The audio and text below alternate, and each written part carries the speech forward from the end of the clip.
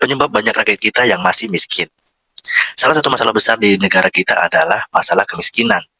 Menurut data dari Badan Pusat Statistika atau BPS, jumlah orang miskin yang ada di Indonesia itu berjumlah 9,36% atau sekitar 25,9 juta penduduk per bulan Maret 2023. Bahkan kalau menurut Bank Dunia sebanyak 40% penduduk Indonesia itu berada di bawah garis kemiskinan. 40% masyarakat Indonesia mendadak miskin jika angka garis kemiskinan diubah mengikuti standar Bank Dunia.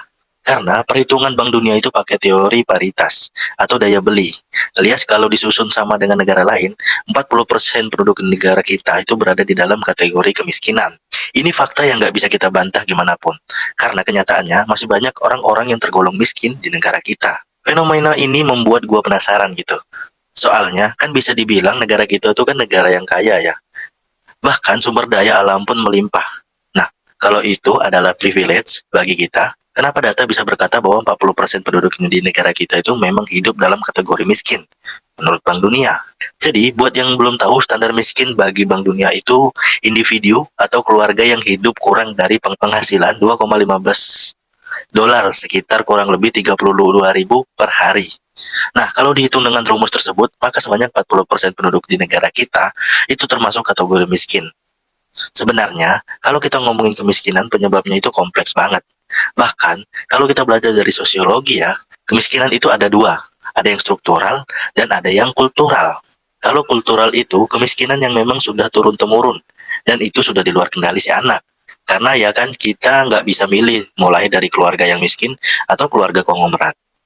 Ya, kalau bisa milih mah, sudah tahu kan kita milih yang mana. Sedangkan kalau kemiskinan kultural itu kemiskinan yang disebabkan karena budaya, sifat, atau kesalahan diri sendiri. Kalau kata motivator-motivator itu, kalau kamu lahir miskin, itu bukan salah kamu. Tapi kalau kamu mati dalam keadaan miskin, itu kesalahan kamu. Kayak misalnya, malas kerja dan lain-lain. Nah, terlepas dari penyebab kemiskinan yang sangat kompleks, gua rasa ada dua masalah besar di negara kita yang rentan banget dengan kemiskinan. Entah ini itu ngebuat mereka miskin, atau yang membuat mereka susah untuk keluar dari lingkaran kemiskinan. Apalagi kalau bukan masalah pinjol dan judi online, yang beberapa waktu ini benar-benar menjadi masalah serius buat negara kita, dan untuk seluruh rakyat Indonesia. Judi online menjadi paling banyak dicari sepanjang tahun 2023. Karena gue merasa bahwa ini adalah masalah yang besar, yang benar-benar serius, cukup berbahaya, ya, bagi negara kita. Makanya, di video kali ini, gue mau bahas tentang dari banyaknya orang-orang yang susah untuk keluar dari kemiskinan. Ini udah Bang Deddy rangkum, gue harap lo tonton sampai habis ya. Yang pertama, pinjaman online. Seiring berkembangnya zaman, transaksi sehari-hari dalam hidup pun kita semakin mudah.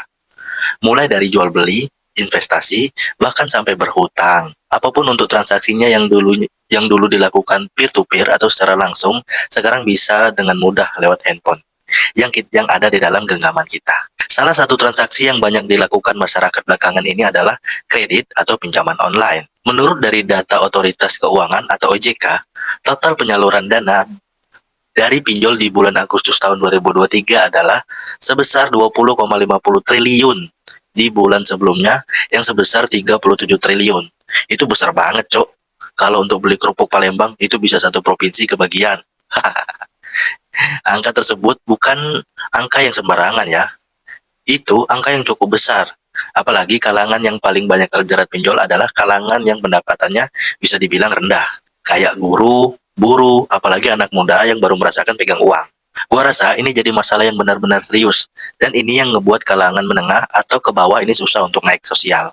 Apalagi kalau kita lihat banyaknya pinjol-pinjol yang ngasih bunganya kelewatan. Aturan dari OJK itu kan bunganya 0,1% sampai 0,3%. Nah, tapi ada aja nih pinjol-pinjol ilegal yang ngasih bunganya itu kelewatan. Bahkan bisa berkali-kali lipat loh. Menurut gua mah, ini udah kayak ngejebak gitu.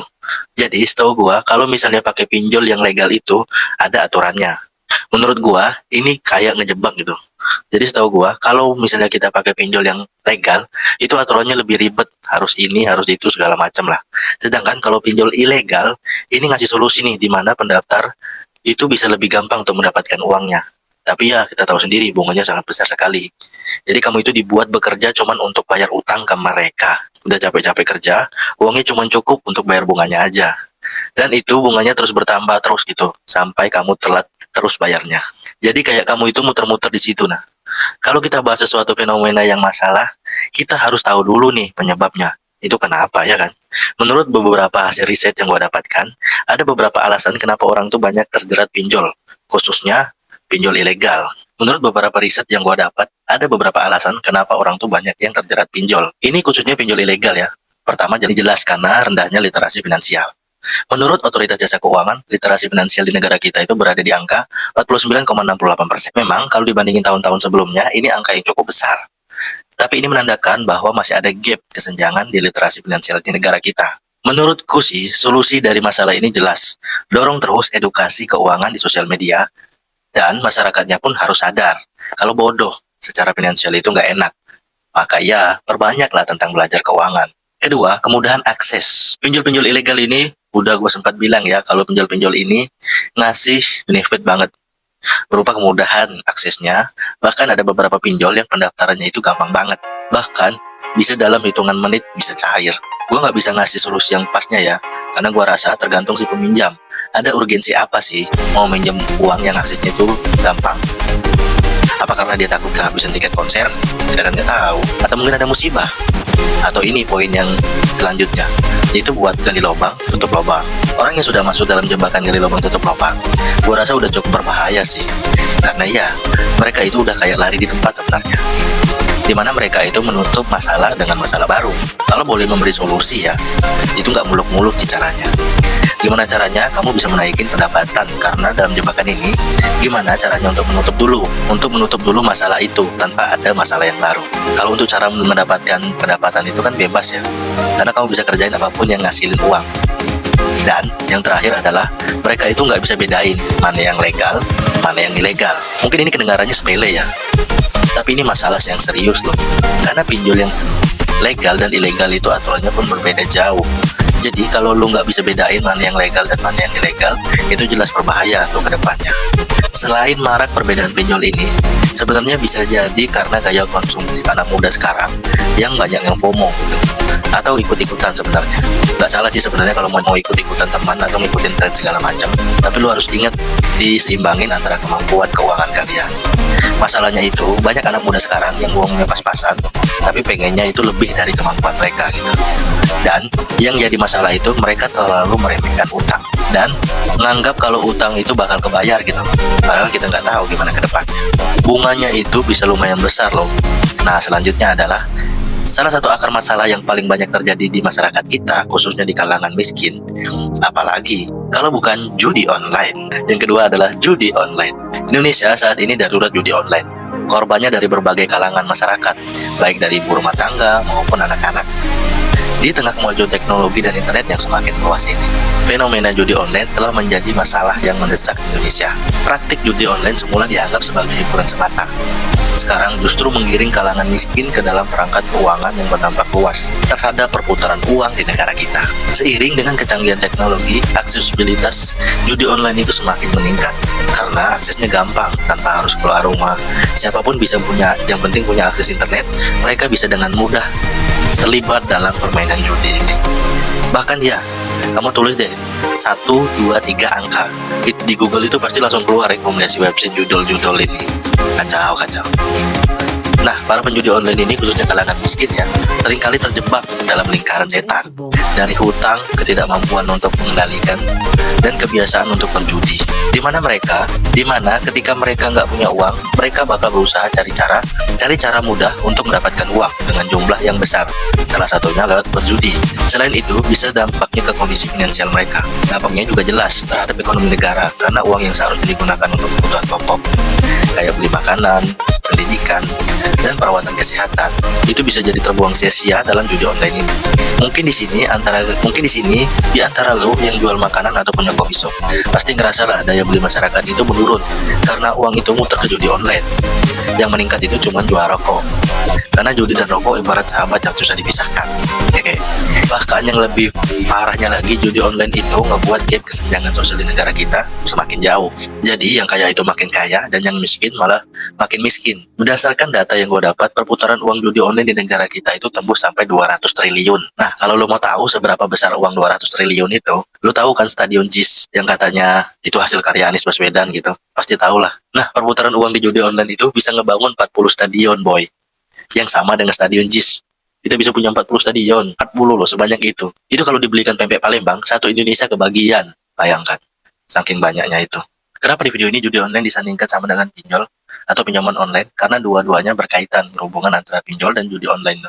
Kombinasi mematikan untuk merusak hidup masyarakat Indonesia. Ada orang yang berjudi online pakai duit sendiri aja udah aneh ya kan? Apalagi pakai uang hasil ngutang. Ini benar-benar udah jadi masalah yang serius.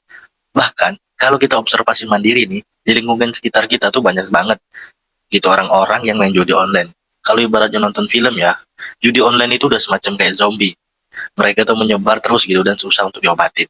Nah, berdasarkan observasi yang gua lihat, pemain judi online itu kebanyakan memang berasal dari kalangan miskin. Atau, sorry to say ya, ini biasanya dari kalangan lingkungan pelosok dan jauh dari akses pendidikan. Dan bisa dibilang kan lingkungan juga itu berpengaruh gitu. Ya ada juga sih anak orang kaya yang main judi online. Apalagi yang kemarin wakil rakyat yang ketahuan main di judi di gedung apa gitu. Tapi kan mayoritas itu berasal dari kalangan miskin. Penutup, ini mungkin akan terdengar kejam ya. Tapi gue memprediksi bahwa dengan market pinjol dan judi online, gue rasa beberapa tahun ke depan akan lahir banyak orang miskin baru. Dan ini bisa jadi kesempatan buat kita yang sadar akan masalah ini untuk naik kelas sosial di antara orang-orang yang terjerumus ke dalam permainan judi online. Kalau ini adalah masalah yang serius. Kalau banyak video atau artikel di luar sana yang ngajarin gimana cara jadi kaya dan jawabannya itu macam-macam, gua rasa nih, kalau jadi miskin itu cuma perlu dua kombinasi yang mematikan ini, yang telah kita bahas tadi, yaitu pinjol dan judi online. Kalau pendapat gua ya, mungkin kalau pinjol itu masih bisa diselamatkan, sama peran pemerintah dan edukasi, Tapi kalau udah judi online tuh udah susah banget dikasih tahu.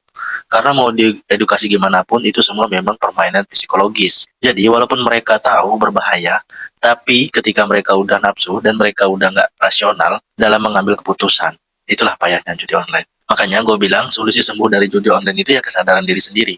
Kalau permainan itu merugikan kita dalam jangka panjang. Nah, kalau memang yang bermain judi online itu tetap tidak bisa kita nasihati, ya udah biarin aja. Yang penting kita udah sadar dengan peluang ini. Berarti buat kita yang tidak main judi online, ini ada peluang saatnya kita itu untuk naik kelas sosial.